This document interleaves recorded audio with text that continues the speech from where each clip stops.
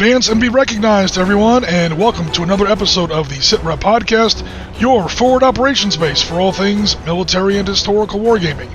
I am your host, Risky Jim, and today we're headed to the Pacific to take a look at a battle that I feel is criminally overlooked every June when everyone's going on about Normandy. I'm talking about the other D-Day, Saipan in the Mariana Islands, 15 June 1944. So our wargame was actually played on the exact 80th anniversary of Saipan at Dawes Creek House, home of South Florida Miniatures Gaming Club. Normally I try to run these games a little bit ahead of the anniversary, so I have time to put the video together and then present it to you guys on schedule. Apologies this time, but this one took a little bit of effort to put together. On that note, I'd like to call out two people without whom this game just frankly wouldn't have happened. The first is Blair Fenning Sr., a great friend of the Sitrep podcast, who 3D printed me out a fleet of the required Amtrak amphibious assault vehicles. The prints came out amazing and on a pretty tight timeline, so thanks very much, Blair, for really coming through and helping us out on that one. The second person is Mark Ritchie, who's going to put up virtually the entire Japanese force that we're going to see on today's table. So bunkers, artillery, anti-aircraft positions, and almost 100 figures of infantry. You can't run a Pacific assault game without including the Japanese. So again, Mark, thanks very much for helping us out. Saipan was the first of three major islands to be assaulted in the Marianas in June and July of 1944. Broadly speaking, this is Stage 3 of Admiral Chester Nimitz's Central Drive across the Pacific. The first stage was in the Gilbert Islands in November of 1943, where islands like Bedio in the Tarawa Atoll taught 2nd Marine Division such terrible lessons. This included the establishment of underwater demolition teams, which would eventually evolve into today's Navy SEALs. Next were the Marshall Islands in February of 1944, which went a little more smoothly thanks to the lessons of Bloody Tarawa, but now we're at the Marianas, which is where the Americans are going to be coming up against Japan's first lines of inner defense, and the bloodshed is about to crank up to some unprecedented levels. Saipan was assaulted by the 2nd and 4th Divisions of the United States Marine Corps, with the Army's 27th Infantry landing later that night. The island was defended by the Imperial Japanese Army's 43rd Honor Division, along with some Japanese Marines of the Special Naval Landing Force. These were commanded by Vice Admiral Chuichi Nagumo, by the way, the admiral who had commanded the attack on Pearl Harbor and who had lost the Battle of Midway. One of the reasons the Japanese would put up such a ferocious fight for Saipan was they knew about the B-29 bomber, and they knew that from the Marianas, 1,500 miles away, the B-29 could easily reach the Japanese home islands. The Japanese, of course, saw what was happening in Germany by this time, and they knew that such devastation would come to Japan if they lost the Marianas, Saipan first among them. Specifically, we're looking at Red 1 Beach, assaulted by 2nd Battalion of the 6th Marine Regiment, 2nd Marine Division. Now, 2nd of the 6th Marines was actually supposed to land at Red 2 Beach, but tide and currents pulled many of them northwards onto Red 1. The rules we're going to be using is the same homebrewed system that we used for last year's big Prokhorovka game, specifically designed for very large battles. The whole rule system fits on one sheet of paper, guys. Super fast, clean, and simple, and again, designed to accommodate the large number of miniatures we're going to have on the table. We have Mark Ritchie and Jennifer B. playing the Marines, with Devin digging in with the Japanese. Now, Devin's been warned up front that he's probably going to get tabled. His victory conditions are going to revolve around how many Marine casualties he can inflict and how long he can delay the Marine advance. Saipan was a bloodbath in more ways than one, folks. This is going to be a nasty one. Let's go to the footage and see if the Marines can carry the day. So here is our map for today. It measures 6 feet by 8.5 feet, so figure 51 square feet. And the game hasn't started yet. We're just looking at a sort of a glamour shot of everything that the Marines will be bringing onto the table. We have a mix of LVT-2s along with LVTA-1 and LVTA-4 amphibious tanks, some landing craft, loaded up with some engineering vehicles, and we'll go over how those work as the video progresses. The Japanese are of course waiting for them with a mix of Type 97 and Type 95 tanks, artillery positions, heavy artillery positions in the heavier bunkers. Here we're looking at some Japanese mortars coming into your screen. You'll also see some of these yellow objective markers. There are a total of 5 objective markers on the table. How they are scored, again, we'll go over as we go through the video. That objective there marks the exit off of the beach. Some more Japanese infantry, some more 25mm Japanese anti-aircraft positions, some more tanks. And here we are looking pretty much straight north. You see that north marker at the very top of your screen. The general situation faced by 2nd Battalion, 6th Marines, 2nd Marine Division, 15 June 1944. The Americans start off by calling in their offshore naval gunfire support. The battleship USS California and 2 destroyers were assigned to bombard Red Beach and were using these little discs to mark their designated targets. So Jennifer B goes to call in her first mission. She scores a hit with the 5. She needed a 7 or less. You want to roll low in this game. So her first barrage has landed where it was supposed to. And then the 3 determines whether or not the barrage penetrates the bunker. The bunkers do have an armor protection value. What you want to do is you want to take the armor penetration value of your attack, subtract the armor rating for the target, and what remains, that's the number you have to roll on or under on a D10. So boom, she has scored a hit and knocked out that first Japanese bunker, and that gun inside is toast. Alright, here comes the second barrage. A 10, that's going to be a miss, because she rolled over a 7. A 7 is the chance to hit. So we see here on the chart that naval gunfire drifts by D12 inches, and so we're going to have to roll to see how far it drifts and then in which direction. Alright, here is where it lands. It was supposed to land on that bunker there in the center of your screen. It drifted, it was a short round, so it drifted toward the beach, and that's where it impacted. It affects everything within 8 inches, and just barely knocked over that one Japanese infantry. Alright, here comes the third American barrage. It's supposed to land right there on that bunker. Let's see what she rolls. A 6. Okay, she does score a hit with a 6. Again, we need a 7 or less. And with a 5, that is going to penetrate. Here comes an airstrike off the task force supporting the invasion.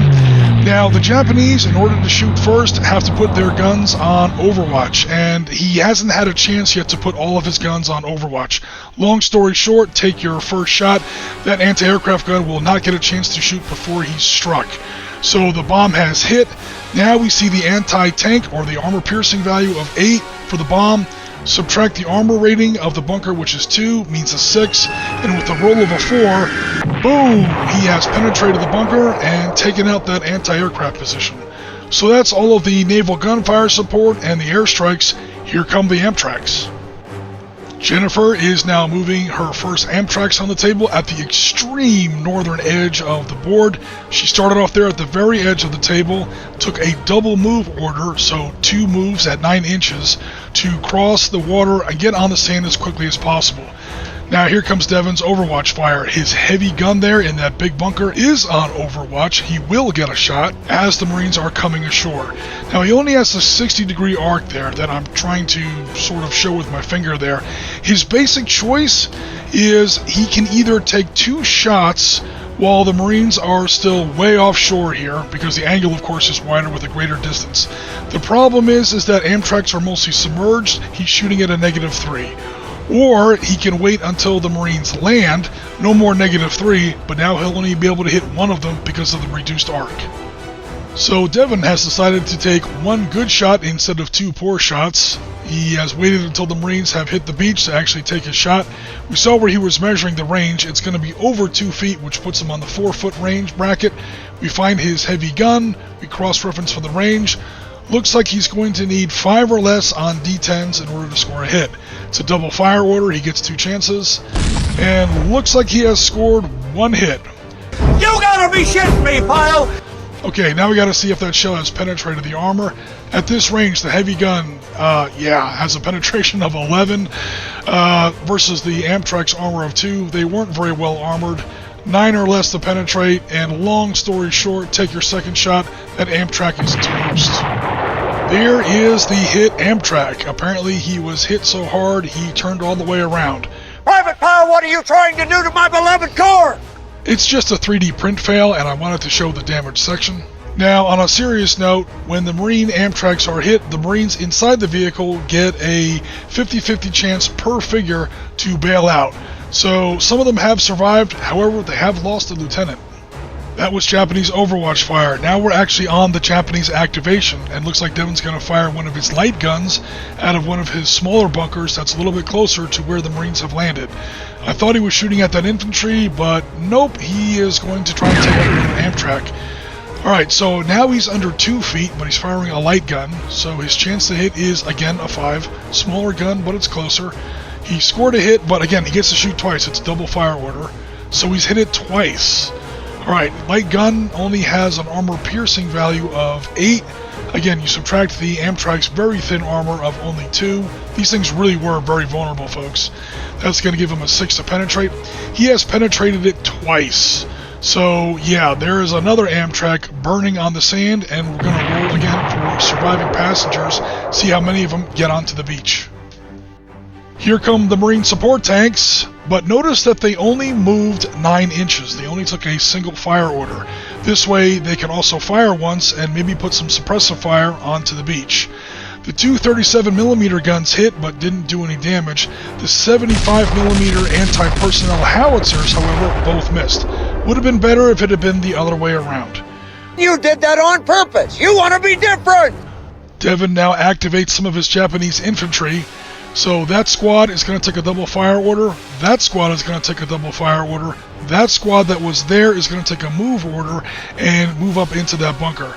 So those 2 squads are going to take their double fire order, and they have knocked down another 6 figures out of these Marine survivors, leaving only 4 machine gunners left and 4 other infantry. That's going to be 8 total figures out of 20. Over 50% casualties already. Mark joins the game when he brings in one of his Marine platoons. They have now hit the beach. Unfortunately, they are going to face a lot more Japanese Overwatch fire. We're later in the turn sequence, and Devon has had a chance to put more of his units on Overwatch. So that first light gun doesn't really have the arc when the Marines hit the beach. Therefore, he's going to have to take a much longer range shot in the water when he's way back here. So it's going to be kind of a long shot. Let's see how he does. Alright, we are looking at a light gun. We are over 2 feet, so we're on the 4-foot column. It's a 4 chance to hit, -3 because the vast majority of the Amtrak is in the water. So, long story short, take your third shot. He needs a 1, he rolls 2 dice, and he misses both of them. Alright, but now he's got these other 2 guns that are closer, and they have the arc to wait until the Marines are on the beach, and therefore, of course, far more exposed. So yeah, we're verifying the range. He is now definitely under 2 feet for his heavy gun. Heavy gun under 2 feet has a chance to hit a 5, double fire order. He rolls 2 dice. And here we go with the dice rolls. He has scored 1 hit. Now that's pretty much automatic. Again, it's got a penetration value of 11, -2 for the armor. Just don't roll a 10. Kaboom, that is going to be 1 Amtrak out of gas. Let's go over now to that light gun. Again, under 2 feet. Also needs a 5. He's going to roll his 2 dice. This time he scores 2 hits. Okay, so that's not good for the Amtrak. Alright, now the penetration's a little bit less. It's 8 again. You subtract 2 for the very poor Amtrak armor. That's going to be a net 6 to penetrate. And boom, that's going to be him penetrated as well. That's going to be a second wrecked Amtrak. March platoon has already taken 50% casualties just coming on the table. Welcome to Saipan. We've rolled for survivors out of those 2 wrecked Amtraks, and in bailing out of the wreck, the Marines get to deploy within 4 inches of the wreck. Mark has chosen to push them forward, which is great, but it puts them under range of Japanese Rifle Squad number 1, Japanese Rifle Squad number 2, and the 3rd Japanese Rifle Squad in this platoon is out of range. Yes, it's a platoon-activated game. So we've got 8 rifles in those first 2 squads. I should say that each figure represents approximately 2 men. So far he's scored 3 hits. Each one of those squads contains one of those Type 97 Japanese light machine guns, 2 dice apiece, 4 dice total, and he has scored 2 more hits. So that's going to be 5 hits total. Now we got to see how many of those hits have actually killed a Marine figure. It's going to be 5 hits. He needs a 5 or less, so he scores 3. So there are no leaders in this platoon, and all the Marines are cross-trained with each other's weapons.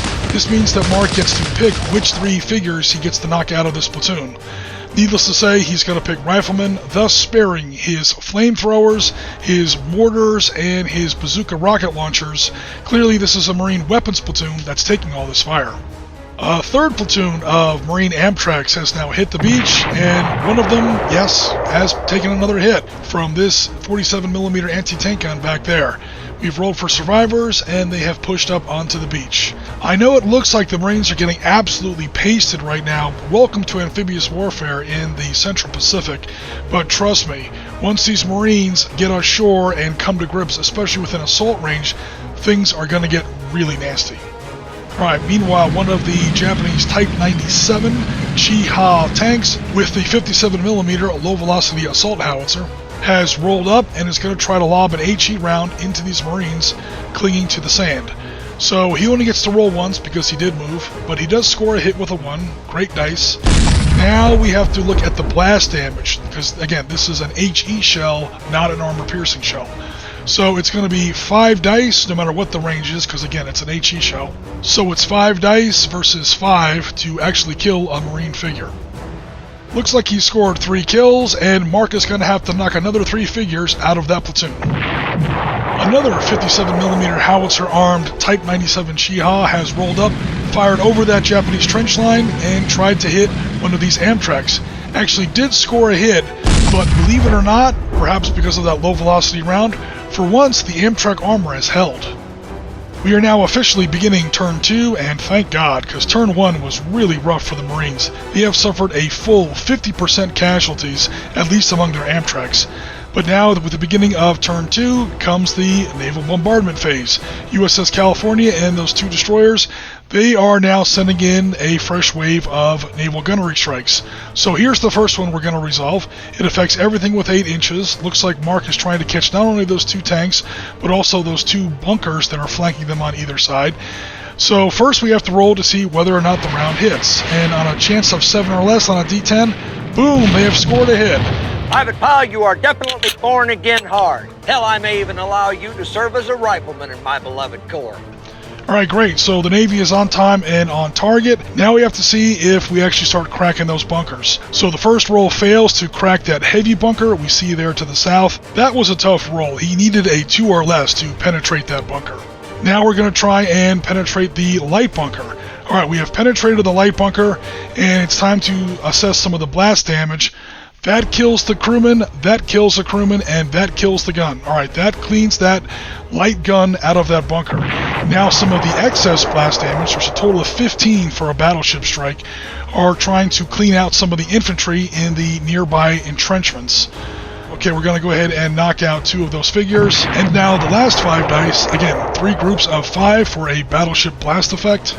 That's going to kill another 2 out of this group that was hiding out behind that bunker. So the blast failed to penetrate these 2 Japanese tanks, the Type 95 Ha-Go and the Type 97 Chi-Ha. Failed to penetrate the heavy bunker, did penetrate the light bunker, killed the crew, killed 2 of those infantrymen, and 2 more of those infantrymen that were hiding out behind that bunker. So that was that blast. Awesome. Now we're going to go ahead and start resolution of this second naval strike, and we'll come back when we see how it turns out. The other battleship gunfire missions have now come in. The second one drifted a little bit inland, but did manage to crack that light Japanese bunker and knock out that light Japanese field gun. It also got a really lucky roll on that heavy bunker and heavy gun, cracked that wide open, and also knocked out that light Japanese Type 95 tank. Hoorah! So 2 hardened positioned and a tank, but no infantry. Meanwhile, the third mission came in and scored exactly the opposite.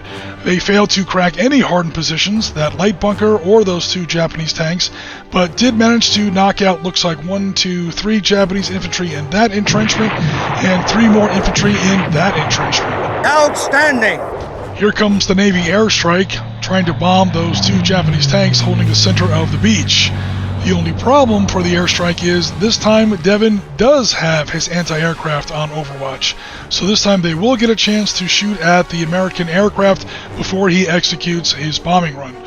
Alright, so first we have to measure the range for the AA guns. The one that's really close is going to hit on a 7. Double fire order, he gets to shoot twice. He has scored 1 hit. Alright, here's the bad news. To hit a flying aircraft is really hard, to actually damage it I should say. He has to roll a 3 or less per hit. And with an 8, okay, he fails to damage the aircraft. That's okay, he's got another anti-aircraft mount in position. He's going to go ahead and roll. Now he's a little bit further away. He only hits at a 6 at up to 4 feet. So again, he scores 1 hit, and again, he has to roll a 3 or less to actually damage the aircraft. And he fails to damage the aircraft. So it looks like the bombing strike is going in.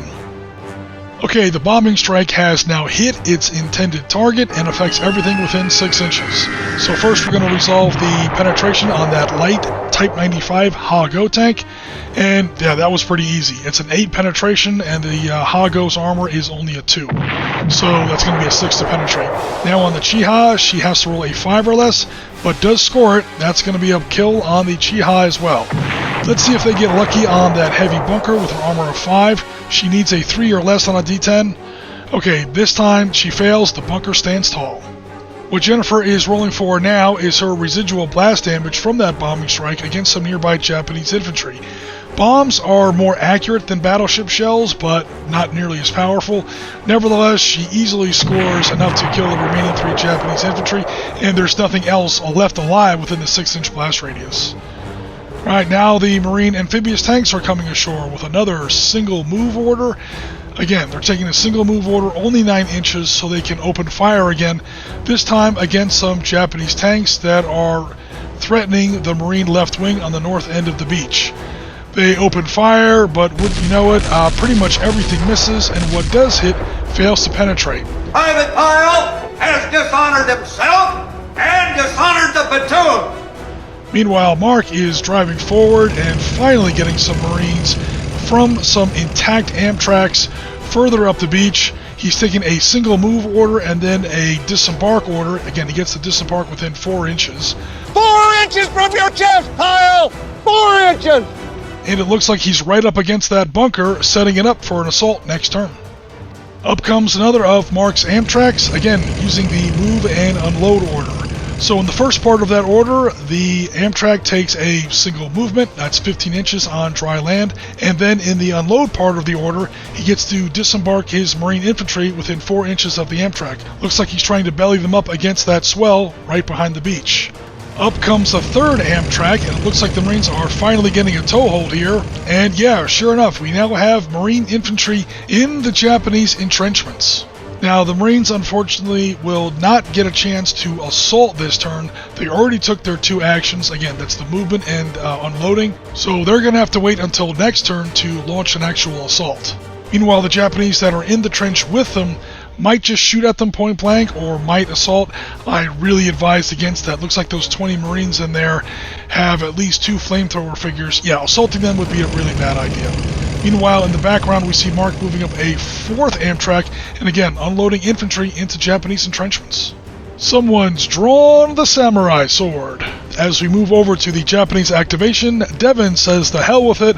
I'm going to push this infantry section forward in a bonsai charge against the Marines trying to cling to their toehold here on the beach. Now the Marines are going to get to meet this assault in sort of a counter-assault melee phase. Let me see your war face. Ah! That's a war face! And that's what's left. Yeah, assaults get very, very nasty. I should note that this was a relatively weak Marine platoon. It was a Marine weapons platoon which included 2 mortar sections, and mortars do not get to participate in a close assault. But this one, when we finally get to this assault, this one's going to be horrific because notice there are 2 flamethrower figures in that platoon. Same here, there are Marine flamethrowers in this entrenchment. I'm not sure what the Japanese are going to do here. I'm thinking maybe they'll take a fire and move order, shoot, and then get the hell out of there. Meanwhile, Navy landing craft have now hit the beach, carrying some heavier Marine units. Now, they had to take a double movement order to get this far, so they don't get to disembark any of these tanks or engineering vehicles, or fire any of these weapons. Yes, even the landing craft have 30 caliber and 50 caliber machine guns. So next turn, they're going to be able to provide some suppressive fire further up the beach. Over to the Japanese activation, looks like they have once again chosen violence, drawn the samurai sword, and launched a close assault against the Marines approaching their entrenchments. Now this is going to be another tough one, folks, because the Marines really only have 1 bazooka figure in this section. We see him right there. No flamethrowers, and as far as parity goes, it's pretty much 1-to-1 with the Japanese infantry. Let's see how it turns out. Yeah, the Marines have definitely won this one, mostly due to some good die roll, also some suppressive fire from that Amtrak. They wiped out all of the Japanese infantry and didn't take that many losses in return. You are a worthless piece of shit, pal! Get out of my face! Back over to Jennifer's part of the beach, those two bazooka gunners she managed to unload from the wrecked Amtraks have now fired and taken out one of the Japanese tanks. Outstanding, Private Pyle. I think we finally found something that you do well. Now we move over to the machine guns and rifles. They're going to open fire on some of the Japanese infantry in the nearby entrenchments. So those machine guns are 3 dice apiece. And yes, looks like they have scored hits on those 2 Japanese figures and then scored successful kills on them as well. Looks like things are finally opening up on the north end of Red 1 Beach. Those 2 Marine mortars you see there are going to open fire now. Notice they are the only 2 figures left out of 40 figures on that section of the beach. But they do manage to drop a double fire order of 60mm mortars on this Japanese entrenchment. 4 mortar shells, only 3 of them hit, but that was more than enough. By the time Mark got done rolling his damage, that is going to be all of them actually killed twice, to be technical.